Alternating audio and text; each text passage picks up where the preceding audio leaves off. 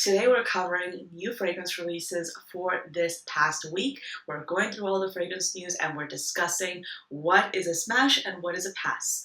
So before we get started, if you are new to this channel, I publish videos like these every single Monday. So every single Monday specifically, I talk about fragrance news. And if you're interested in more fragrance content, I also publish videos on Wednesdays and Fridays. So be sure to subscribe if you haven't done so already and if you're interested in seeing more content. I am really excited about this week's lineup. I feel like last week was a little bit bare bones, but this week we have a lot to talk about. As usual, I try to be very analytical with these videos. Will I be buying like absolutely everything that I like in these videos? No, that's not really realistic, but I do think these videos are useful so we can take a more analytical approach to the marketing and the products and generally what the trends are when it comes to perfumes. So I'm excited. Let's get into it. Okay, so the first fragrance release that we have is from Bella Hadid. She has launched her new fragrance brand, Orebella. Now, this has been 5 years in the making, and she is debuting with 3 fragrance oils. And the oils are Windows to Soul, Salted Muse, and Blooming Fire. So what really has stood out with this launch, with a lot of people online, myself included, has been that she is working with a really top-tier talent from the houses of Firmenich and Robertet. I don't know how to pronounce Robertet, but correct me if I'm wrong. But this is pretty big because she's working with the perfumer Clement Gavari.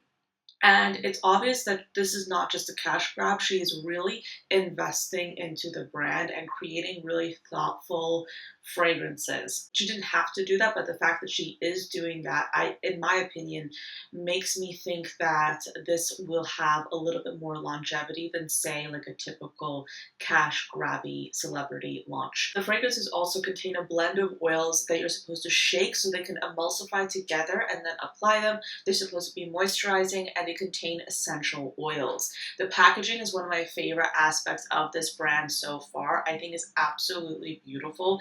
This reminds me very much of like the Mugler Aura packaging, which I personally really love. I love that bottle design, and this is like a very sleek, modern way of showcasing fragrance oils, and I think it's absolutely beautiful.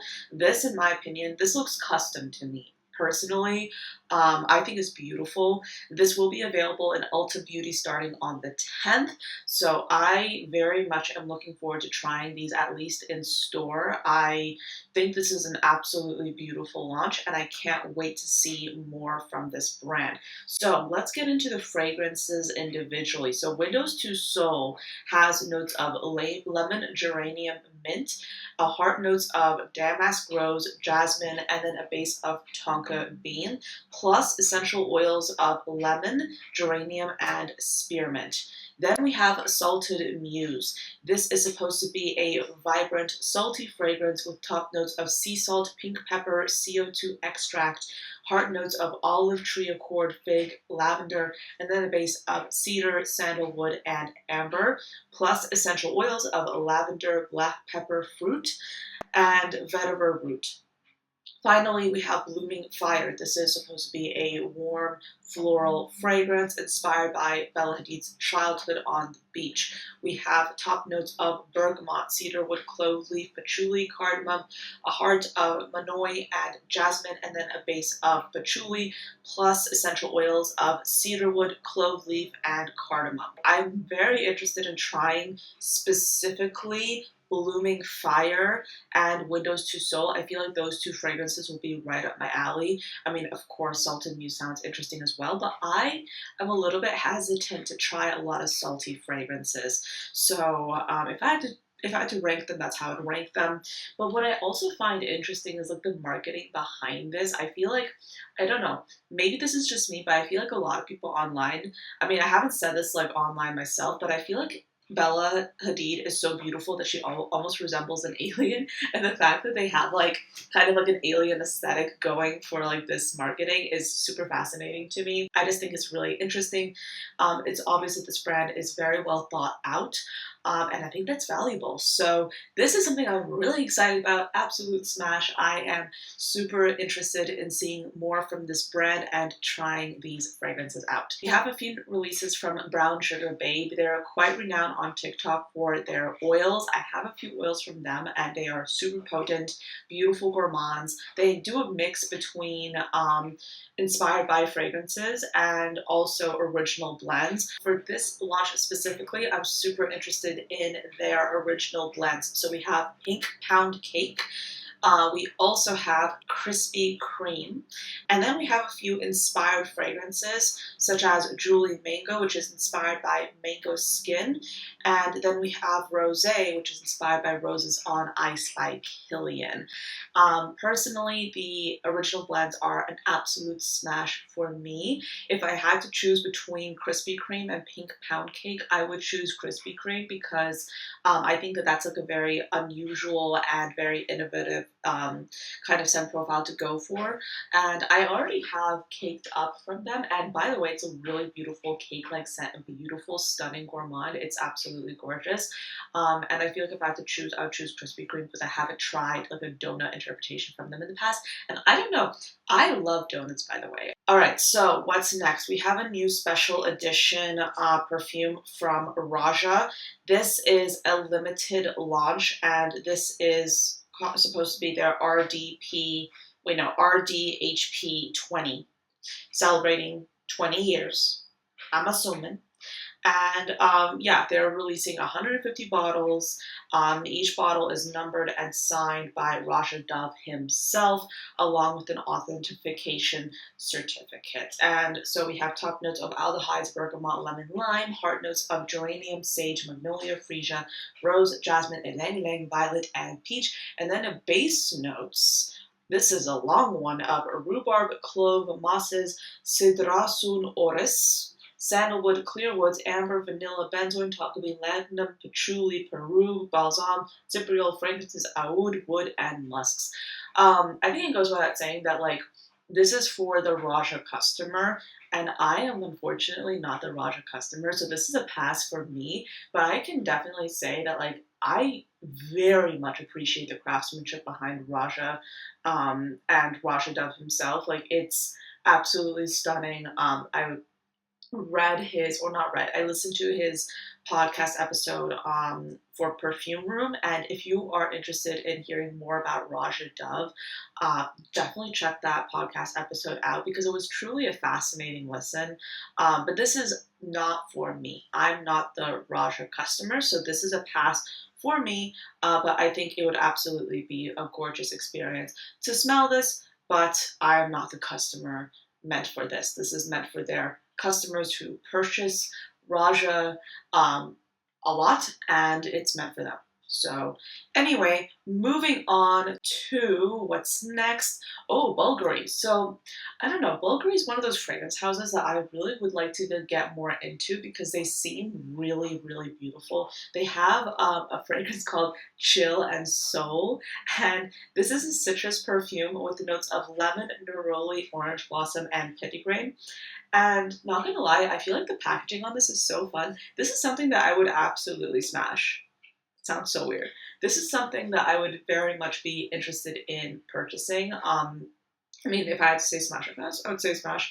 The nose behind this is Jacques Cavalier, and it's the fragrance is beautiful. I think it's really, really pretty, and I just think that this is like a fun, springy way of showcasing a fragrance, but like it's still luxury. So I like that. I think it's cool. Simone Andreoli is also launching a new fragrance called Smoke of a Desert. This is a balsamic ambery perfume, and this has notes of cashmere wood, resin, leather, incense, citrax, and amyris.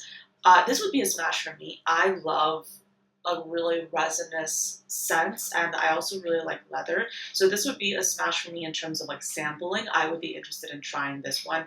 I mean, Simone Andreoli, I don't own anything from them, but I do really like whatever I've tried from the brand. Specifically their tropical ones. I haven't tried anything that's deeper and darker from them, but this would be an interesting fragrance that I would like to try. Another animalic scent from Scents of Wood. This is called Sky, and we have notes of animal notes, leather, smoke, and woodsy notes. I'm kind of surprised looking at this. Like, I mean, yeah, there are a few fragrance houses that are launching like really animalic scents, and we're kind of getting into the summertime, so okay. Maybe these are lighter interpretations of these headier, more animalic notes, which would be interesting. But Scents of Wood is a brand that I'm not super familiar with. I've seen them on and off. I definitely think that I should get into them and try them out because every person that I've heard talk about them has positive things to say. And I think for anyone that's interested in really like deep and woodsy scents, this is like a good brand to try.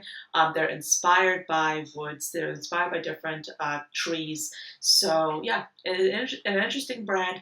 I don't know if I would be interested in this particular fragrance that has animalic notes, and also, to be honest, the Simone Andreoli one that has animalic notes for the summertime.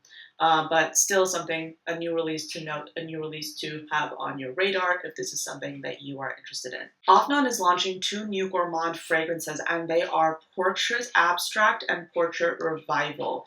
Now, I really like seeing more Middle Eastern fragrances come into the more mainstream view, especially for us here in the West, because I've talked a lot about how Middle Eastern fragrances are fun and they're interesting, and not every single Middle Eastern fragrance is going to be a straight up alternative or like a clone of something else. And I like to see Middle Eastern brands kind of moving away from that stereotype. Not that that stereotype was ever really warranted, but I think that here in the West we have seen so many Middle Eastern fragrances kind of become known for just being alternatives to other perfumes. And what I like to see is more Middle Eastern brands come out with original blends, because I think it gives something new and interesting to the Western consumer. It gives us something that's an alternative from the niche, the indie, and the designer. It gives us a breath of fresh air, if you will. So Abstract Portrait has notes of vetiver, frankincense, and rhubarb, and then a mid of tonka bean and rose, and then a base of sandalwood, leather, cedar, and amber. On the other hand, Portrait Revival has notes of cinnamon, honey, saffron, and frankincense, mid notes of tonka bean, praline, and oud, or oak, and then a base of caramel, dates, dark chocolate, and sandalwood. I will be honest, I feel like I really, really would like to get the second one. To be transparent with you, both of these fragrances are an absolute smash. These are fragrances that I would really be interested in trying out. But if I had to choose, I mean, I would choose Portrait Revival. I think it's beautiful, and I love to see like dates in a fragrance. I love dates in general. And I feel like this would be a fun one. But to be honest, both of these fragrances seem really, really interesting. The general inspiration behind this launch is supposed to be Middle Eastern hospitality, so that's why they're including like snack notes such as dates, honey, nuts, things like that. So they're including that in the fragrance, and it's supposed to be inspired by that hospitality. New from Chris Collins, we have Lust Oud Delice. This is an absolute smash. We have top notes of dark chocolate, hazelnut, and walnut, a mid of orz, benzoin, and cypriot oil, and then a base of agarwood, sandalwood, and musk.